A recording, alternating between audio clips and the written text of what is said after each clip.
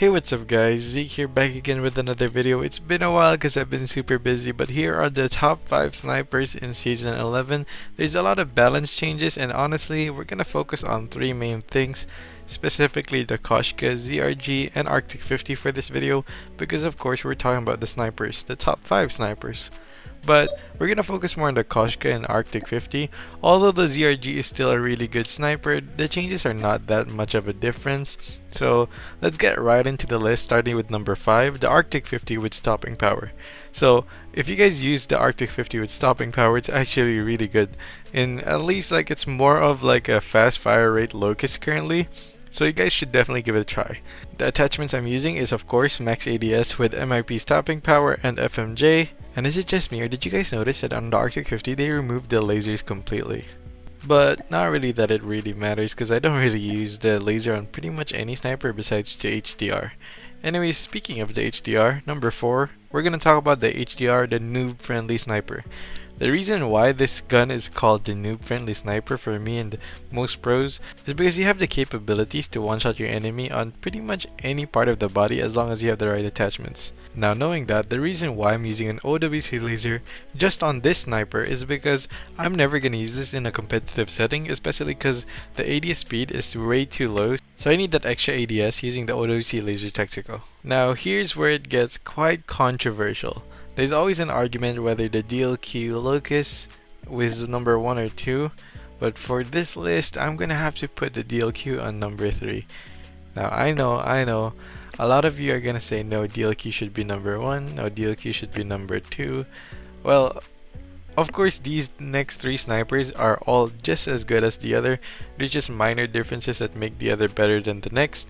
So for the DLQ, the reason why it's number 3 is it's less than a Locus, and after the update it might just be less than the other number 1 sniper in the list you'll see later on. So of course for the build, I just went for max ADS with no laser, standard, just the differences if they want a silencer or the extended mag. Now let's move on to number 2, the Locus. And I know you guys are gonna be pissed about this one too. You're gonna say that why is the Locus not number 1 or number 3? But hear me out. This is the Locus that I've been using for a long time. I've been always using the Locus for the past few months and maybe even years, because I've loved the Locus for a long time. Here's the build I highly recommend using the stopping power, and if you're a movement main and not an aim main like me, you can just remove FMJ for fast switch for that extra movement speed, but that's up to you guys. But for the most part, the Locus is pretty standard. There's not really any changes with the Locus this season, so I'm gonna put this at a comfortable number 2. But deep down I still love the Locus as the number 1 sniper. But we also need to adapt to the meta, and of course with the new update changes, there might be a new king in the snipers list, which is the number 1 is Koshka. Now a lot of you Koshka mains are probably screaming because I used to hate the Koshka, not because of the sniper itself, it's just that it has a horrible fire rate compared to the Locus and the DLQ. But after the update, it is amazing. The build I'm using is MIP light barrel, mobility stock, fast switch, armor piercing mag, and stipple grip tape. Now I'm gonna show you a comparison of the Koshka build versus the Locus build. So as you can see, when we're talking about the fire interval, Locus still has the faster fire rate, and if you're asking for what builds I'm using the same builds that I always use.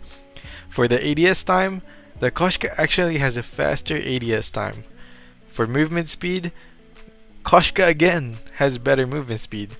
For sprint speed, Koshka still has the advantage now.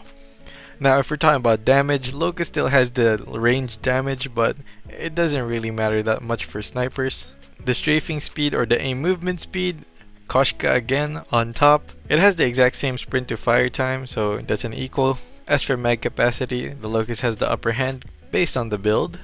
The Locus still has a faster reload time however compared to the Koshka, but just a minor difference as well. Empty reload time, this is where the Locus shines, but then again, it's not really a big difference, or at least in those gunfights.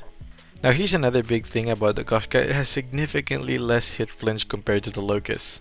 And if we're talking about the damage multiplier, the Koshka has the higher damage multiplier compared to the Locus, besides the headshot.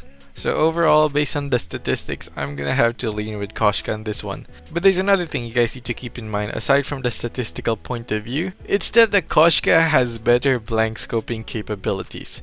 For those who don't know what blank scoping is, it's basically being able to shoot straight even though you haven't fully scoped in yet. It's not absolutely broken blank scoping like back in the day, but it's still better than the DLQ and the Locus. Anyways, I hope you guys enjoyed. Let me know your top 5 in the comments below, and let's get right into the gameplay.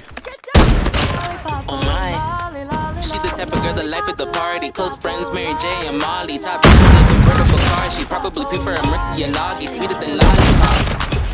Every time to be dropped, she thinks in the living free. Empathetic with no jealousy, just like vanilla. But she's the main character, it's in her energy, extra vanilla, and all of her recipes. She like it sweet. When it's the weekend, she wanting the lollipop. Call my baby lollipop.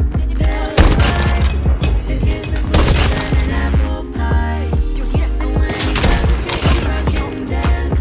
Man, I haven't got a chance. I call him. I'm the type of guy that like a sugar rush with every touch. I get hyper when I feel the sweetness inside her. Cause she pop like Martinelli cider. Live in my head like a permanent kid and pepper. My breath, the fresh air, we're kissing. There's never a doubt cause I give it the benefit. Immature life, but at least she is living it. Every day is a cornucopia of colors and cravings and purple bouquets. She bring me up a piece I never could waste. I'm not at the beat, but I'm feeling the waves. A delicate thing, and more than I ever could please. It's all she wanted to be is a lollipop.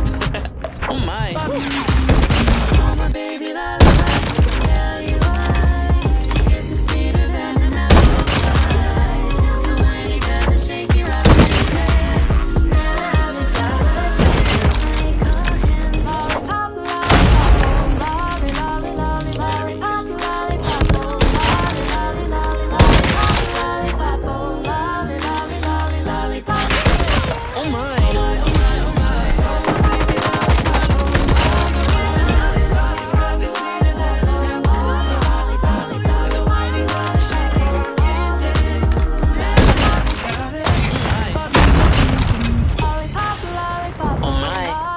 She the type of girl that life at the party. Close friends, Mary J and Molly. Top down a convertible car. She probably prefer a Mercy and Loggy, sweeter than lollipop.